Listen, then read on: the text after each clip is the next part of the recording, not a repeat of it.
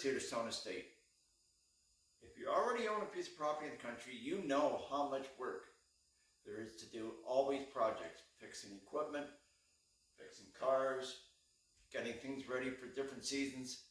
If you don't own a property and you're thinking of it, follow along and I'll try to show you all the projects and what it takes to maintain a large piece of property in the country.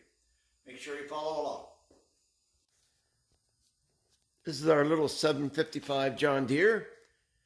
Had it for about 20 years. This is it's got a Model 70 loader, 54-inch bucket. Little Yanmar 3-cylinder diesel, probably about 24 horsepower.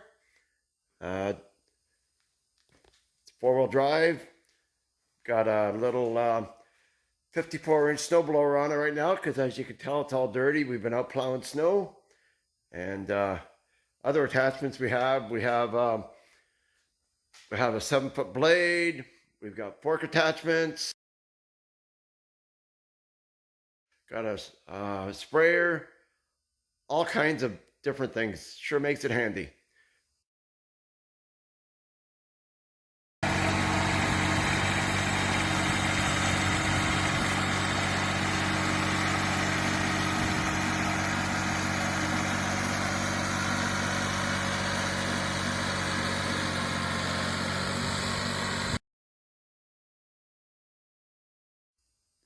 Got a mid-mount PTO so we can run a mower on it. So let's take a look at what the problem we're having with it today. This thing's never been really great at starting in the cold. You know, if it was a little cool, you could run the glow plug and she'd fire up, and you could always plug it in on the block heater, and that would always do it. But lately, she's been even harder to start.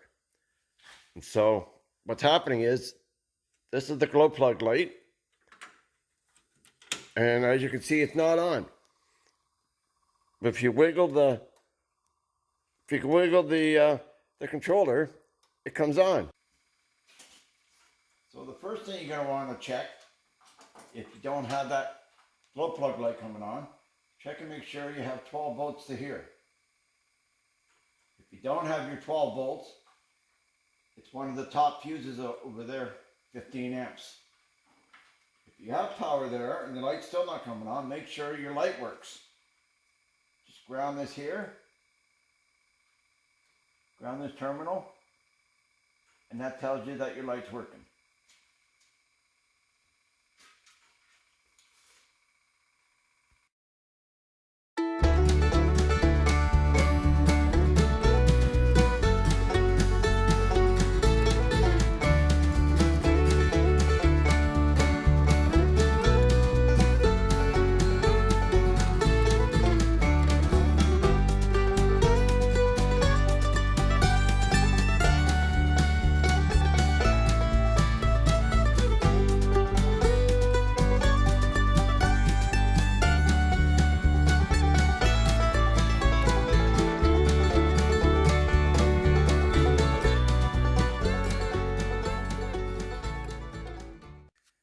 I'm removing the air cleaner to easier get at the glow plugs which are down there.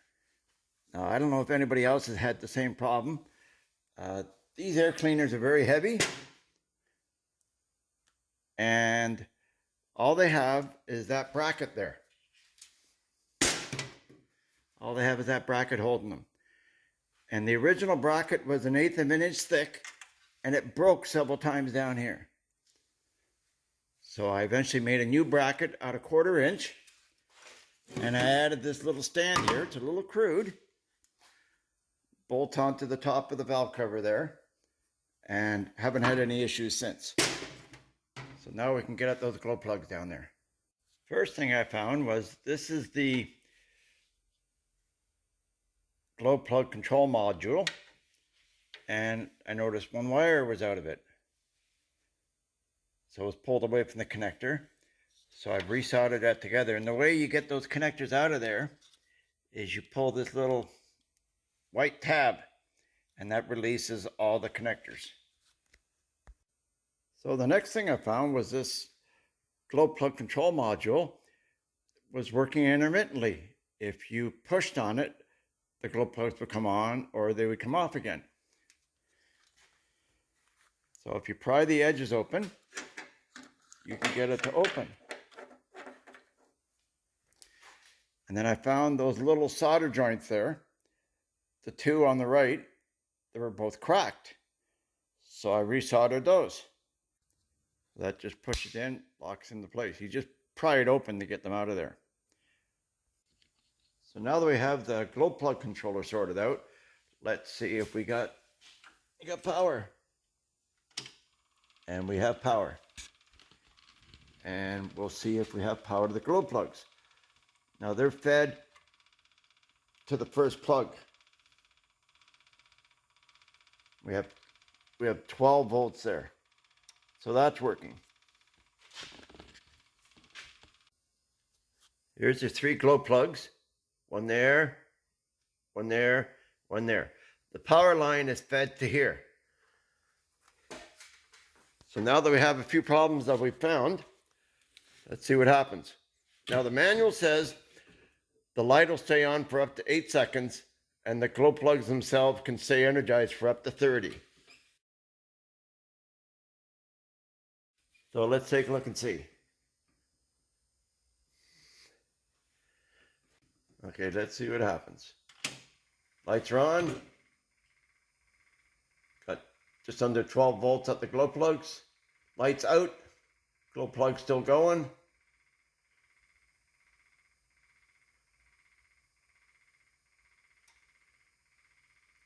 About 18 seconds. So that's working. Let's check the plugs individually.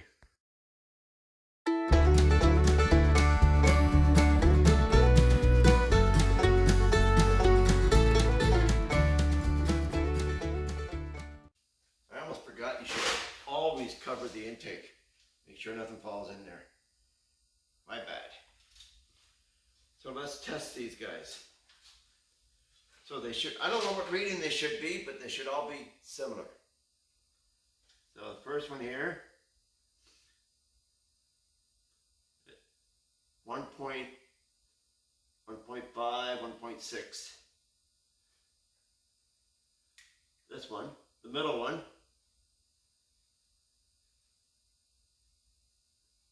we have 1.6. And the last one, we don't have anything. So looks at least we're going to have one bad one. We're going to take them all out and we're going to check them. Probably replace all 3. So when I pulled the wires off to check them, the middle one, the connector was broken right off. So I'm not going to join them back together the same way. I'm just going to make 2 individual lines and solder on some new ends. First thing we're going to do, we're going to blow some air around the base of all of them so when we take the plugs out, nothing falls in.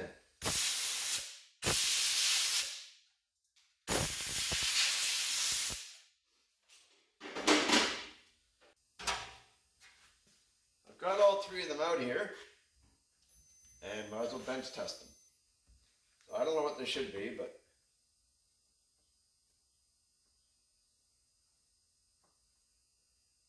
that's obviously our dead one.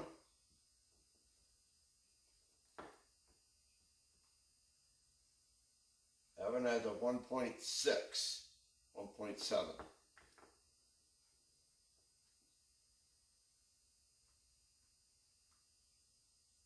And that one's a 1.4. So let's see what a new one has.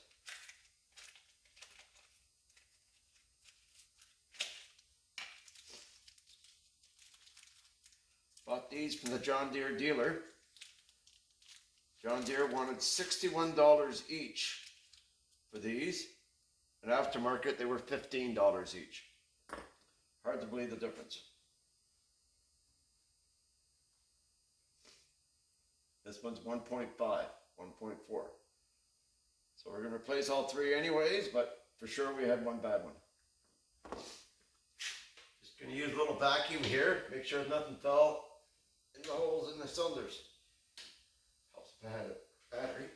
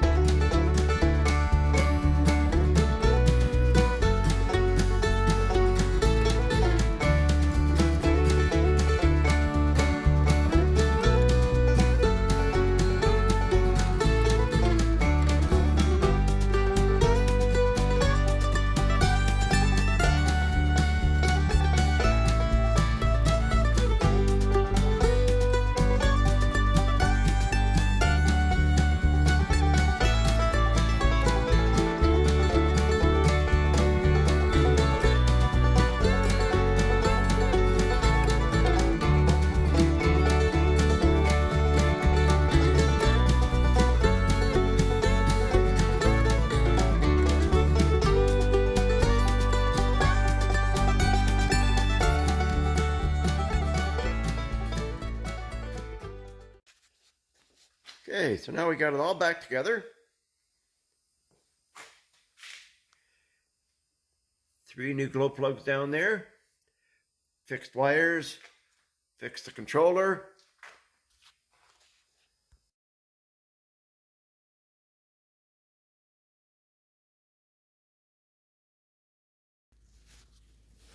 Morning. Several days later now, and nice and cold. We've had 8 inches of snow here, and time to try out,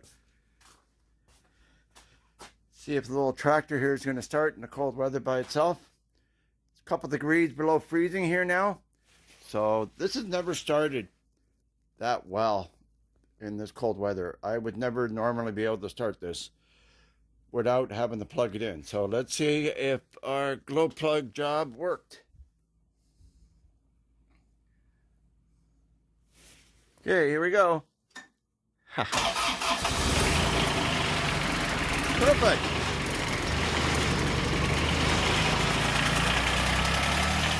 So now we got to go plow snow.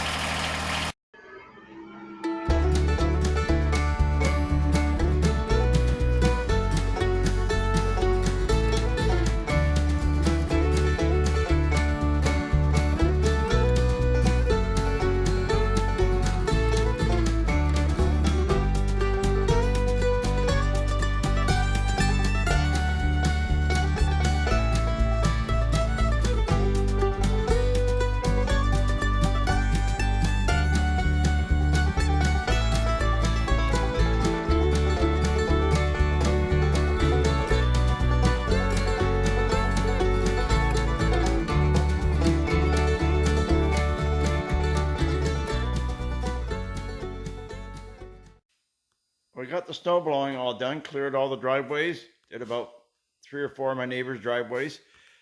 The only problem is, if your neighbor leaves a piece of firewood laying in their driveway and you don't see it, it gets stuck in the impeller. And that shear pin there doesn't like it, so I guess I'm going to have to replace that shear pin. Other than that, it was a good job. Nice new bolt in there now. So ready for the next snowstorm, and I guess it'd be a good idea to carry some tools and an extra bolt with you once in a while. Probably save having to drive back down the road 1/4 mile to fix it.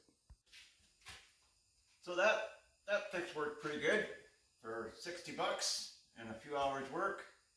This thing had never started that well. I don't know what temperature I'll have to actually plug the block heater in, but definitely a couple degrees below freezing, she's fired right up. So thanks for following along.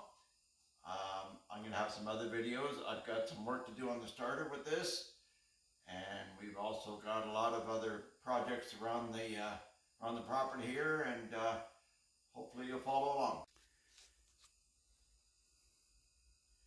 So since it's winter time here, and might as well work on getting the vehicles ready.